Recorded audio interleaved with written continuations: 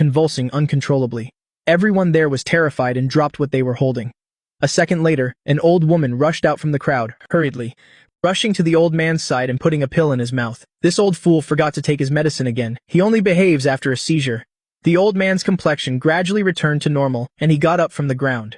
Who said this fish is poisonous? This fish is delicious. It surprised me. I told you this fish couldn't be poisonous. I have to bring this to my old man to have with his drinks. I didn't try to persuade them anymore. The impact from earlier made me dizzy, and I fainted. My mission was complete. Next, it was Mr. Lee's turn. Mr. Lee's parents had both passed away. He was raised by his uncle until he was 18, but 3 years ago, his uncle's truck overturned when he drove to Chucheng village.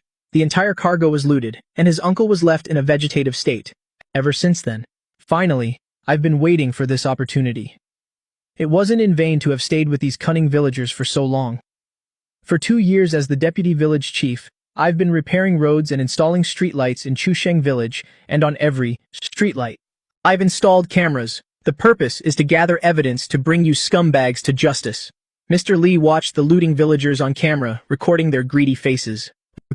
And for humanitarian reasons, he made an announcement over the loudspeaker. Villagers, please abide by the law. Do not loot the goods. For those who have taken goods, do not consume them immediately. Return them to the survivors. These routine announcements had been going on for over a year, but it was always like playing a harp to a cow. The villagers, blinded by greed, never listened to him. Mrs. Sun, with her basket full, hummed a little tune on her way home. Seeing the closed door, she called out, "Old man, open the door!" The house was silent for a moment. No one answered. Where has that old fool died? Didn't he just go to guide a big truck? Why isn't he back yet? Don't tell me he went to someone's house to play cards again. Mrs. Sun pushed the door open herself and cheerfully threw the octopus from her basket into the water tank. Eat half of this high-end stuff. Sell the other half. The money we make can build a small mansion. Chucheng village was remote and rarely saw fish, let alone octopus. That evening, while Mrs. Sun was cooking, she cut up 2 octopuses. But after she was done, she noticed a scratch on her finger. Bruised blood was seeping out.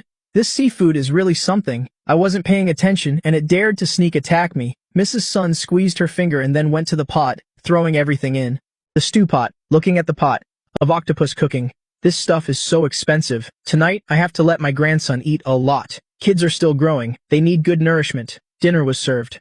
On the table, Mrs. Sun's son looked at the delicious stewed octopus and couldn't resist taking a bite. A second later, he suddenly frowned and said, "Mom, what kind of fish did you use? It's so fresh." "Where did? You know? Another big truck overturned today. This is all your father's loot. How is it? Delicious?" Mrs. Sun's son was a university student majoring in zoology. He went into the kitchen suspiciously, looked into the water tank, and a chill ran down his spine. "Mom, this is a blue-ringed octopus. I didn't know you knew how to prepare this. What's so hard about it? I just cut it up and threw it straight into the stew pot." Mrs. Sun's son was so scared he collapsed. "Mom, if this octopus isn't prepared properly, it's extremely poisonous. Quick, take me to the hospital any later and I'll die." Mrs. Sun never expected things to be so serious. She hurriedly ran outside, intending to call a car to take her son to the provincial hospital. "Zhang Meng, are you home? My son got poisoned from eating that fish. Quick, drive him to the provincial hospital." Mrs. Sun walked in the door, and to her surprise, on Zhang Meng's dinner table was a fat octopus. "The fish you're talking about isn't this one, is it?" Only then did Mrs. Sun notice that not only was Zhang Meng's face pale, but his lips were also purple from the poison. It's over. It's this fish. Did the whole village eat this poisonous fish? Quick, call 120, right? Our whole village ate the wrong poisonous fish. Everyone might be poisoned. Please, come and save us. 120 wouldn't arrive too quickly, because to loot the truck, they had already placed rubble and branches on the road to slow down police cars and ambulances entering the village. And now, karma had come for them. It was true retribution. "Son, don't you let anything happen to you. Otherwise, how will I go on living?" Mrs. Sun's cries echoed through the village, but because her family was usually so arrogant, no one wanted to help. That night, Chucheng village was filled with the sounds of vomiting and screaming. More than a dozen police cars and ambulances arrived. When I woke up, it was already the next morning. "You have minor injuries, but..." The old man in your passenger seat had it rough. He had intracranial bleeding and both his legs were crushed. He was brought in too late and died on the way. Hearing this, I couldn't help but laugh. Those villagers outside are suffering. I don't know where they got the octopus to eat, but after eating it, the mild cases lost consciousness and had full-body convulsions, and the severe cases had organ failure and were sent to the ICU.